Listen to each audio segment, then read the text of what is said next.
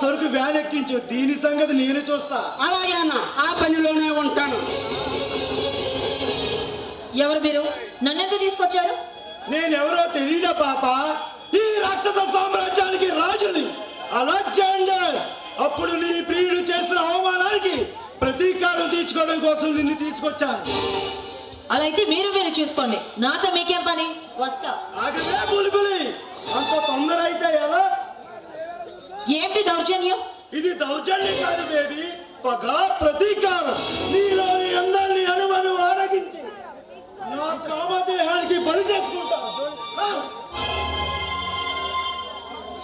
Alexander, చూడు, ఒక ఆడపిల్లతో ముందు ఎలా మాట్లాడాలో నేర్చుకో.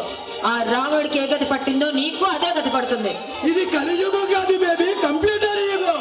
నీలాంటి కన్నె పిల్లలతో సంసారం చేస్తే సయ్యలే మగధీర. అలా అయితే అక్కడికి వెళ్ళొచ్చుగా, ఇక్కడికి ఎందుకు తీసుకొచ్చావు? నీలో కోపమున్న ఆడదంటే నాకు మక్కు వెక్కివే.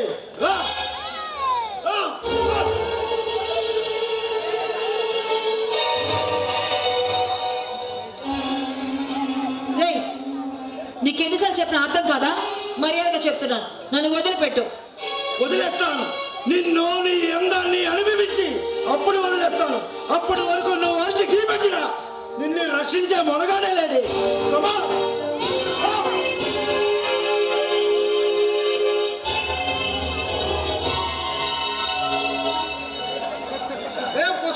ఒంటరి ఉన్న ఆడవాళ్ళే కాదు నీ ప్రతాపం.